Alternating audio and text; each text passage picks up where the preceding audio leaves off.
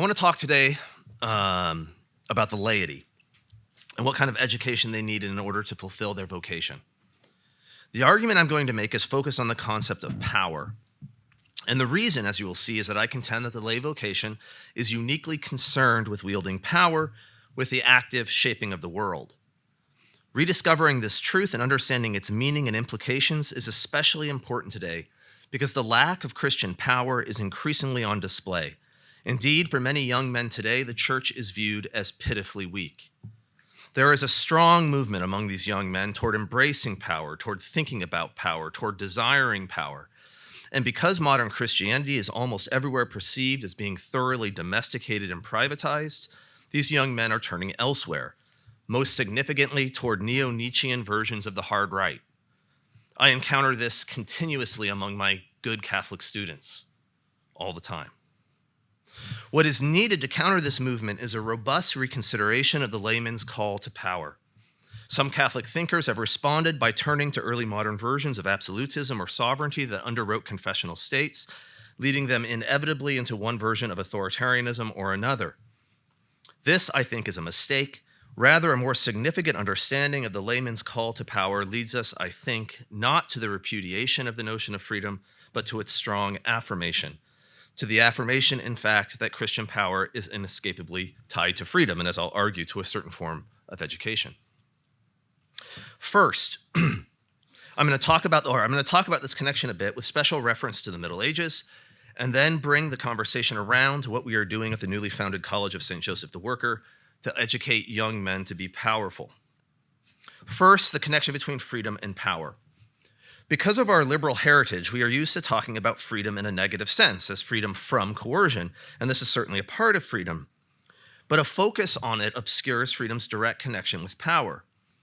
If we rather talk about positive freedom, this connection becomes obvious and immediate.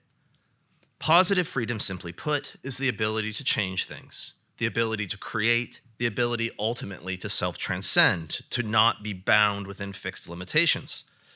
The experience of freedom is the fulfillment of the hard-to-describe intuition that a man is in his nature free, is in his nature powerful in the world, and not merely the object of power. If freedom is the ability to do something, it necessarily implicates both the actor and the world. In order to answer the question, what can you do in the world, you must obviously answer who you are and what is the world. If I say I'm free to walk across the room, I am saying not only that I have the ability to do so in the sense that my legs work, but also that the room can be walked across, that the floor, for example, is strong enough to hold me.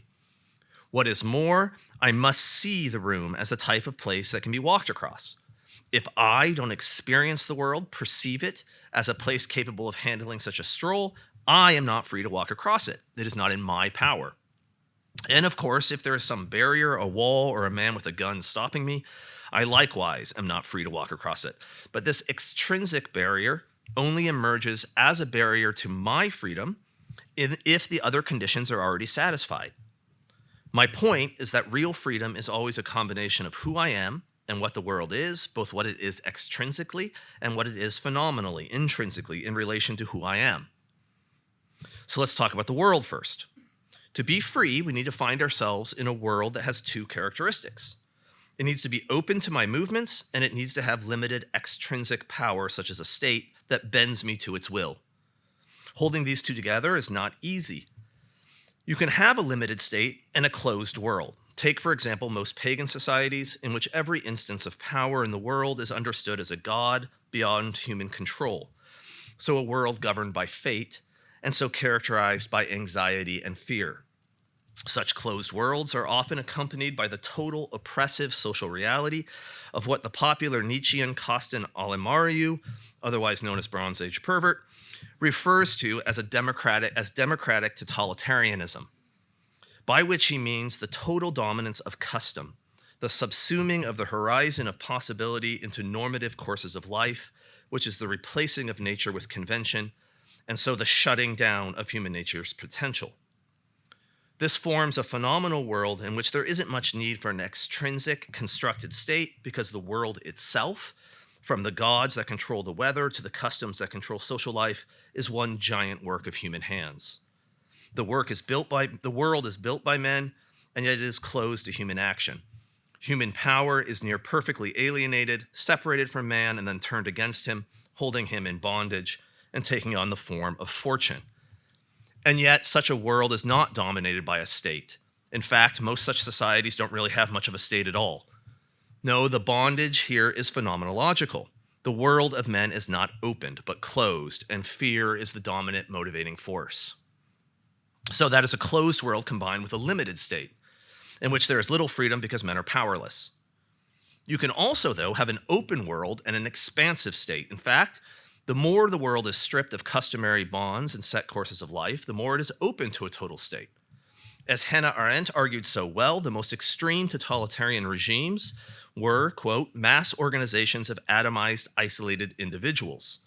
The total loyalty demanded by these regimes can be expected only from the completely isolated human being who, without any other social ties to family, friends, comrades, or even mere acquaintances, derives his sense of having a place in the world only from his belonging to a movement, his membership in the party, end quote. Only by destroying social hierarchies, social conventions, and bonds, as well as all divinity, all notions of a natural or supernatural substrate on which order is built, can all power, including power over truth itself, be collected to the center. A world devoid of all form, of all essential order, is totally available to be shaped by extrinsic power. It is also a world of near perfect fear, terror really, because the world is experienced as devoid of all coherence. The inhabitants of such a perfectly open world, a world without order, are terrified and demand that extrinsic power put it in order, and so they get it in the total state, to the will of which they conform with fanatic devotion. Here then we have an open world and an expansive state, and very little freedom, and like in the first form, crushing fear. These are two different forms of tyranny. In both cases, the person as a free actor, as a creative being who lives in a world open to his creativity, is destroyed, is buried beneath the seamless work of human hands, beneath what Thomas Hobbes referred to as a common power to keep them in awe, the Leviathan. It does not matter which form of tyranny we are talking about, the person is a slave, and he learns to be servile, to be weak, and becomes filled with bitterness, envy, ressentiment, as Nietzsche would put it, and so unhappy. In order to be free, it would seem we need to have both an open world and a limited state.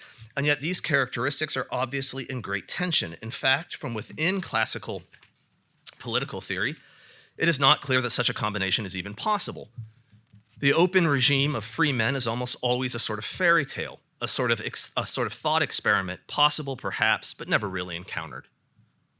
But as if things weren't bad enough for freedom, we need to add the subjective factor. Even if we could somehow combine an open world with a limited external power, freedom requires also a subject that experiences this world as a world in which he can and ought to act, can and ought to move. He has to be free, not only exteriorly, but interiorly. Otherwise, he is a slave, regardless of what kind of world and what kind of state he has. The classical tradition explains repeatedly that tyranny is rule through fear. Tyrants rule through fear, rendering the people subject to them slaves. But it works in reverse as well. The experience of fear renders the world subjectively tyrannical.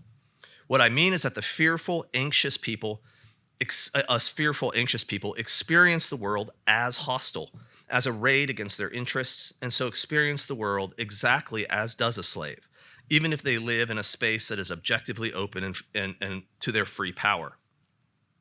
Similarly, the classics never tire of telling us that free societies are virtuous societies, that just rule creates virtuous subjects. But again, the reverse is also the case, subjectively. A vice-ridden man experiences the world as closed, even if it isn't. We can imagine, for example, a person who lives in an otherwise open world with a limited state, who is, let's say, addicted to heroin. Even though the world is open to him, he experiences it as closed. He experiences everything he encounters merely as it relates to his next hit of drugs, and so his phenomenal world is small and cramped and governed by hostile powers, and it makes no sense to describe him as free, as having power in any meaningful way.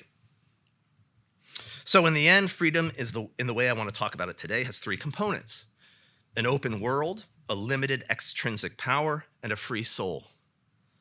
So here I want to shift and talk about how these conditions can be seen in high medieval Christendom. In the medieval conception, we have the physical temporal world from Earth through the stars. Then outside that world, we have God. But outside is just an analogy. What we really mean is that God transcends the world, is entirely other. This is a crucial move for understanding medieval cosmology. God is not the most good or the most powerful or the most true or any other most. He transcends all those notions by fulfilling them entirely beyond any meaning that we can ascribe to them. This allows for him to be a true creator, not just at the top or in the beginning or some other finite, quantifiable manner, but to be the creator absolutely always everywhere. Everything that this creator God makes is made in the image of God, or if that is too strong, it at least bears a trace of God. The way the medievals like to express this is with the idea of divine ideas.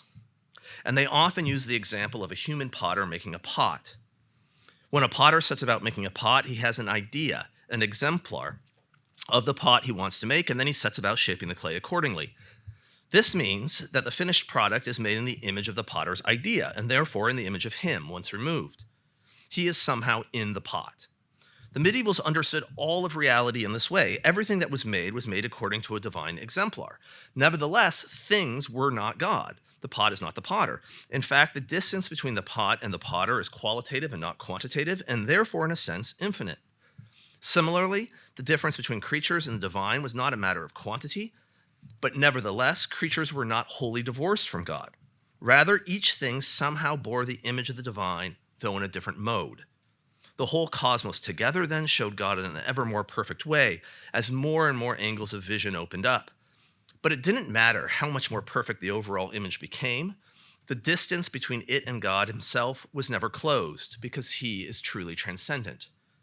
This was the basis for the doctrine of the analogia entis, the analogy of being, which the Fourth Lateran Council in 1215 expressed this way, quote, "No similarity, however great, can be noted between creature and creator without an ever greater dissimilarity being noted," end quote. God is both ever closer and ever further away. Essential to an ever more perfect notion of God is that God is ever more different than that notion. This translated directly to our experience of the world. It doesn't matter how much I know about dogs, for example, the content of God's idea is ever greater. As my knowledge becomes more true, more complete, it becomes more incomplete, more aware of its own lack of completeness. St. Thomas Aquinas famously asserted that one could never come to know finally the nature of even a gnat. But this does not render truth inaccessible, because we participate in a special way in the rationality of God. We somehow perceive the divine ideas, the natures, the universals that lie within the particulars. We see the potter in the pot, something that an animal does not do. But on the other hand, this perception is not direct vision, it is rather participation. It is this participation that allows the human being to construct the similarity side of the analogy of being, the side that is always offset by the ever greater difference. Our knowledge is a finite participation in the infinite, and so it is itself an image of the divine. What I'm trying to argue is that we do build our world. It is human construction, and yet this construction is not divorced from transcendent truth, at least it need not be, but rather to the extent that it is just, it is an expression of that truth, an expression that is always offset by the openness that lies between it and the infinite truth of the divine, the ever greater difference. This is the heart of the notion of law, as understood by St. Thomas Aquinas.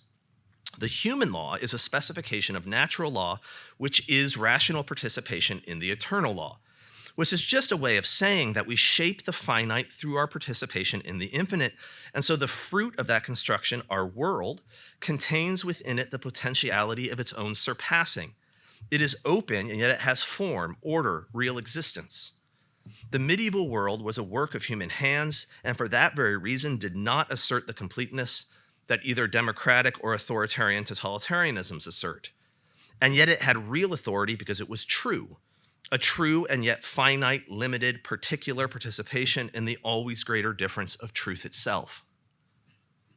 Within this world, which is at once concrete and phenomenal, the movement deeper into the knowledge of self is the movement deeper into the knowledge of nature and deeper into the knowledge of God. The tradition calls this movement virtue. The cultivation of the perfection of the self is always at the same time an opening up of the world, because both are participations in the same divine source. To move closer to the self is always to move closer to nature, because it is always moving closer to God, who is the prime analogate of all of it. The formation of virtue is the construction of the self in the process of the construction of a world that is open to that self's movement, open upwards into the infinite, and so is always prepared to be pushed further up and further in, as C.S. Lewis put it. Through virtue, the world is revealed as more open to man, which always includes a revealing of the inadequacy of the status quo. Always then, this movement includes a death and a rebirth, a rooting up and a planting, as the book of Jeremiah describes it, or perhaps a breaking of tablets and a creating of new ones, as Nietzsche's Zarathustra would put it. Here is what I'm getting at by freedom. Freedom is a movement into increase, into the ever greater difference, a movement without a backstop. The experience of freedom is dynamic. It is not a stable condition, but a form of life. The medievals understood this. But, and this is very important, this freedom exceeds human ability. No effect can exceed its cause. This is a basic metaphysical principle that seems rather sound to me. How can we, ourselves, produce the resources to become greater than ourselves? What this means is that movement deeper into the truth is a movement that requires reception, passivity. We must be worked on from above. Grace is not then added onto this cosmic anthropology, but is essential to its very form.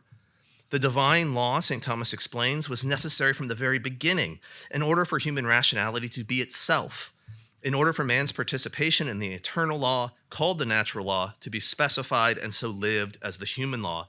It was necessary that he remain always and everywhere in obedience to the divine law, which, in the first instance, Thomas explains, is the grace of the Holy Spirit itself.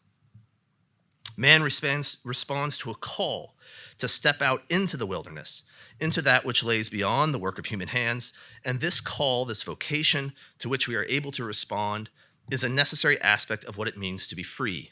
Without it, we become slaves to our own limited powers, like an animal. The divine commission to subdue and have dominion was from the beginning an ecclesial call that was nevertheless a call into ever-increasing freedom, increasing power. This increase in power, this is what Nietzsche is getting at when he talks about the will to power. And I think that in a roundabout sort of way he's right, though I wouldn't hesitate, as he does, to call the experience of such increasing power happiness. So again, when talking about Christianity, I ironically find myself talking about Nietzsche. In medieval anthropological cosmology, as we have seen, there are two movements: the movement of receptivity and the movement of activity, the passive and the active. One must receive from God revelation and grace in order to act with power to move further up and further in. But both these movements were essential to medieval Christendom, which was not only the combination of Jerusalem, Athens, and Rome. It was also the Germanic, the Goths, the Saxons, the Northmen, the Franks, in a word, the barbarian. Those people who Nietzsche and his followers lionize, often with unfortunate racial content, as the blonde beasts. But the barbarian was restless, mobile, brave, warlike.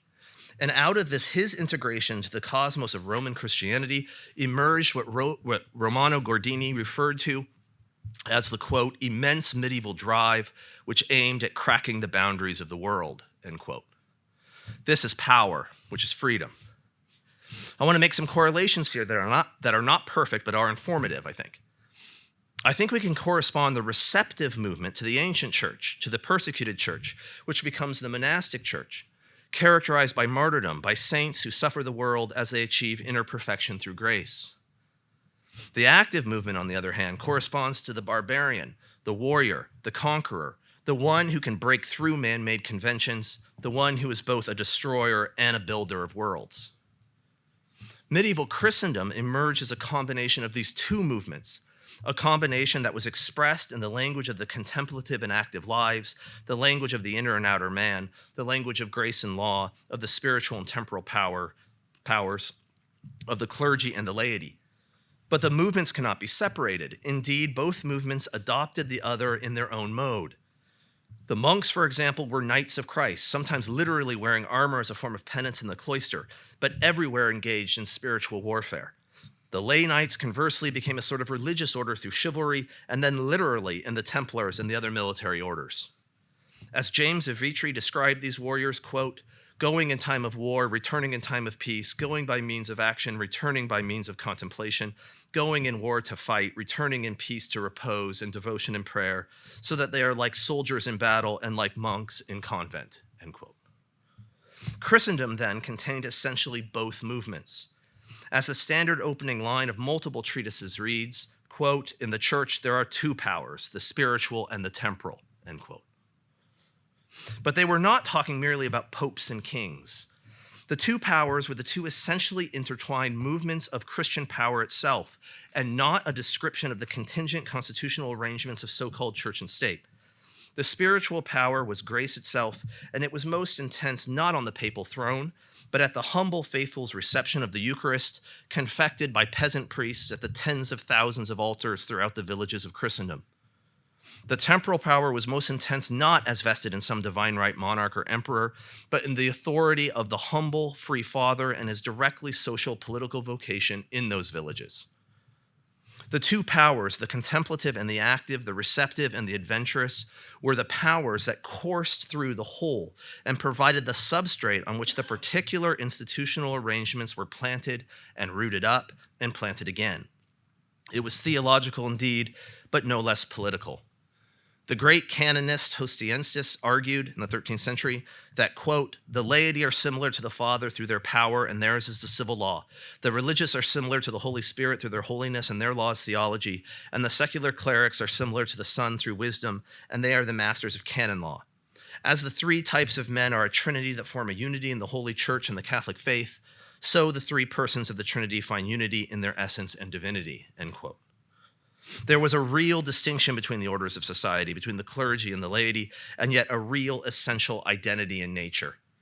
As the Dominican Vincent Bouvet put it, quote, the whole church is made up of two orders, clergy and laity, as if two sides of one body. Lay people are as if on the left side, since they serve the present life. The clergy, since they govern what pertains to the spiritual life, are as if occupying the right side. In each group, though, there are two powers, earthly and spiritual, allotted according to the life of each, end quote. Both sides were both spiritual and temporal, though differently. To be free was to be a warrior on both the spiritual and the temporal fronts, but also always to be humble on both fronts, contemplative and active, both a martyr and a freedom fighter. Both of these moves requires a profound courage, a courage that is rooted ultimately in hope. This is the antithesis of fatalism and so fear. Fear creates slaves, courage, freedom. As St. Thomas Aquinas explained of tyrants, quote, to them the valor of others is always fraught with danger, so tyrants strive to prevent those of their subjects who have become virtuous from acquiring valor and high spirits, in order that they may not want to cast off their iniquitous domination, end quote.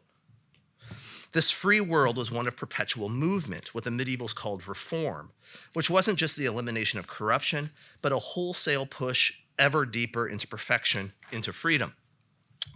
Now, this is all pretty abstract, but what about the concrete actual life?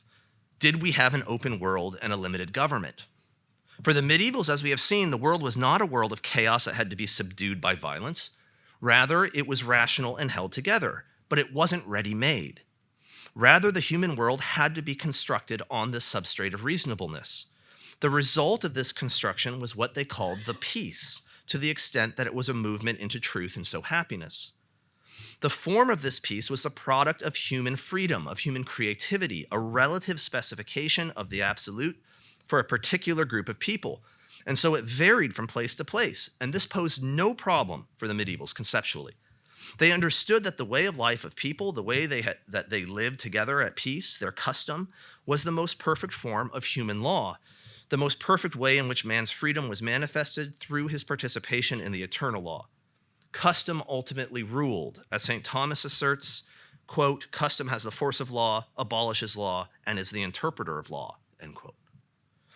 But does this bring us back then to democratic totalitarianism, the tyranny of convention? No. because there was no sense that any customary regime was the very structure of nature itself. No sense that it was somehow the will of the gods or the code handed down by the divine ancestors or the result of the racial blood coursing through their veins. It was always provisional, always understood to be able to be dispensed, as always understood to be the way that we live, but not the way life itself was. It changed all the time, and that was fine. That was expected, as long as it changed peacefully, as long as it was reformed. And what is more, it was capable of being judged. The individual within this world is a person, a rational being who develops himself in virtue. The world of human construction in which he lives is not accidental to this dynamic, but it does not exhaust it. The virtuous man becomes increasingly capable of judging the convention through which he lives. He comes to know it ever deeper from the inside, as he knows increasingly the nooks and crannies of his own soul. This is the virtue of prudence, the virtue of the lawgiver, the maker of custom, and so the power of reform. Custom is the law and its authority is real, but it is always open to being corrected, modified, and transcended. That this really existed in history, is manifested in the seemingly strange reality that Latin Christendom was not ordered into clans and tribes, governed through longhouses, as the Neo-Nietzscheans might put it. One's world was not a world of merely human construction, rooted in myths of blood and soil, dominated by ancestors-made gods that rendered one's place within the order fixed. The villages of Christendom were not closed societies of totalitarian customary convention. They were bound together into larger groups that both respected the integrity of the smaller and rendered it relative.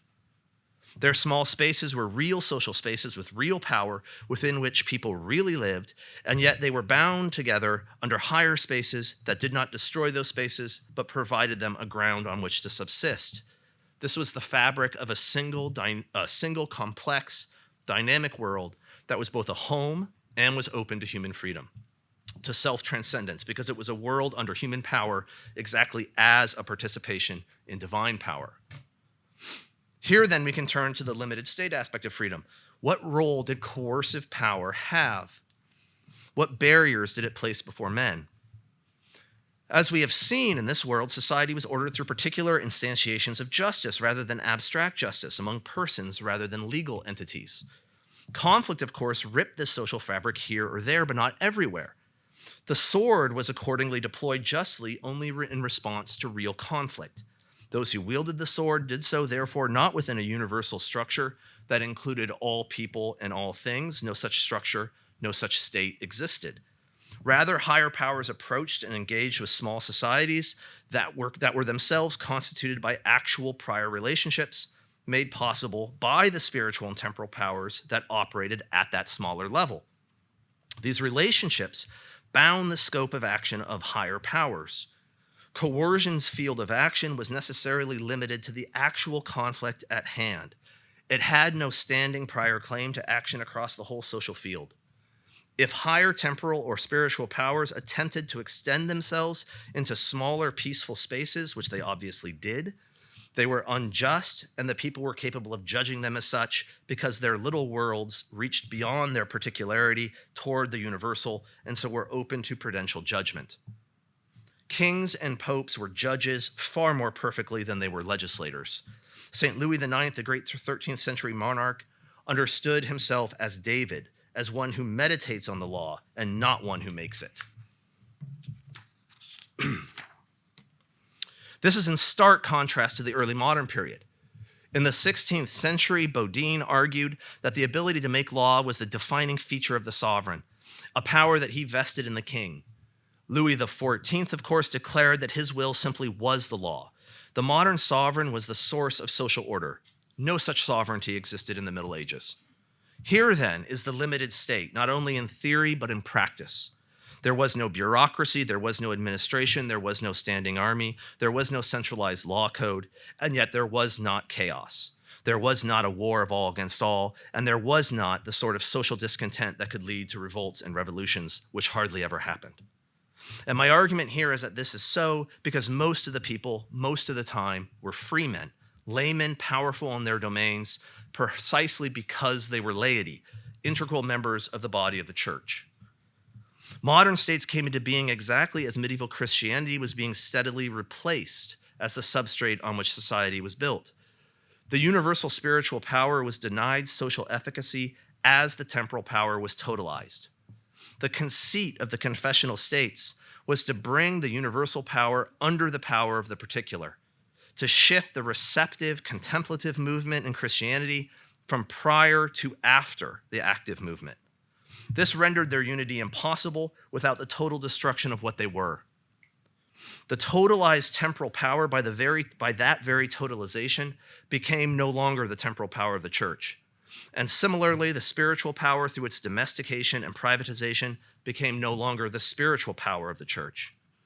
The vocations of both the clergy and the laity, therefore, were attacked in the construction of absolutist states that denied both the reality of the universal and the rights of the particular, as they rolled everything up into a false transcendence, a work of human hands claiming a sovereignty that only God can hold. As they asserted the absolute state to be the prime analogate on which all meaning and order rested. This absolutism set about destroying the decentralized free way of life that the true analogia entis through the spiritual and temporal powers had made possible, and replacing it with one form of tyranny or another.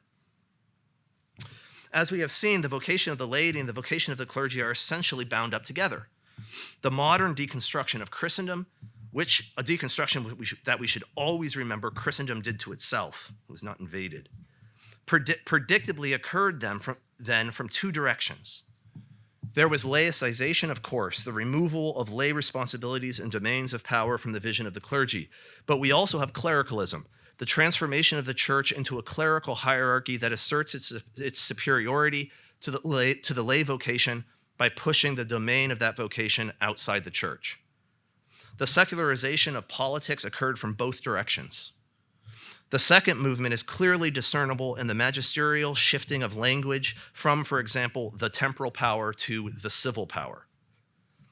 There was a conspiracy of sorts to privatize Christianity, freeing lay power from its constraints while granting the clergy an uncontested domain of power. This has produced a certain incoherence, or at least tension, in Christianity's social thought. For example, Vatican II's decree on the apostolate of the laity boldly asserts that the laity, quote, endeavors to infuse the Christian spirit into the mentality and behavior, law, and structure of the community, and that this includes the renewal of the whole temporal order, end quote. And yet Gaudium et Spes states simply, quote, Christ did not bequeath to the church a mission in the political, economic, or social order. The purpose he assigned to it was a religious one, end quote. I understand, of course, that these texts can be read in a manner that reconciles these tensions, but the very need to do so is, I think, my point. Christendom's genius was the combination of the spiritual and the temporal powers, the contemplative and the active, the monastic and the barbarian, the clergy and the laity, in such a way that the world of human construction was not denied, but rather became integral to a world that transcended human construction, and so a world of human freedom. A robust understanding of the lay vocation as the muscle behind this world building, behind the subduing and having dominion, that is the ecclesial project, is absolutely integral to such a world. At the College of St. Joseph the Worker, we are providing an education aimed at the formation of laymen ready and able to accept this charge to be powerful in the world. As I asserted earlier, all tyrannies rest ultimately on fear, so we aim to form strong men who do not fear the threats of the world. To this end, we teach them practical skills. Every student becomes a journeyman in one of the major construction trades. These skills are always in high demand, and once a man has them, they can never be taken away from him. He can always support himself independently from large structures of tyrannical power. His skills are inalienable because they are part of who he is. What is more, in learning a trade, men learn how the world works. They learn that the big systems are really just the product of human construction, that, as my dad always told me, it is all just made by other men. But more importantly, we teach the trades as crafts, as arts, as a pulling out of the materials by way of reason and imagination, the beauty that lays in them as potentiality. We teach a metaphysics of work, of a world open to human power. At the same time, the students are engaged in an intense liberal arts curriculum that gives them the intellectual resources to see the world for what it is and to see what it could be. We are enabling our students to decode the tyrannical world that is presented to them and so to see how it can be reformed. This knowledge can never be taken away from them because it is a part of who they are. These skills and this knowledge help situate the student in an open world, a world open to their power and so their freedom. But as I mentioned above, such objective considerations must be combined with a subjective condition of soul in order for freedom to be real. And so we form the students into the virtues of manhood. They are not coddled. They are not treated as delicate weaklings, but are expected to work, to live together, to manage their own lives. We are aiming, of course, for the cultivation of virtue, for the ability of our students to take the skills and the knowledge that they are acquiring and put them into action in building a just world. Virtues like skills and knowledge can never be taken away from one, because they are who one is. Finally, and most importantly, we attempt to form our students into a deep, abiding faith through which they are open to receive the fruit of the spiritual power, and so render themselves truly the temporal power. Their receptivity of grace leading to charity and hope makes the layman finally impervious to the threats and the false promises of the enemy, because he lives always aimed toward an end that transcends the world. In fact, he lives already participating in that supernatural end, and so always already beyond the power of fear or the promises of rewards. He is a free man. These are the components we think of a strong laity that is in a position to become not only fathers and workers within a privatized Christianity, but to accept again the great charge of the temporal power of the church, the charge to build a world. They are so positioned because they are free men, living in an open world with a rightly ordered soul, a condition that can never be taken away from them because it is who they are, even if they are compelled to fight external threats to that freedom. In summary, we want to put the barbarian back into Christianity. And this is exactly what the frustrated young men of our church are looking for. Thank you.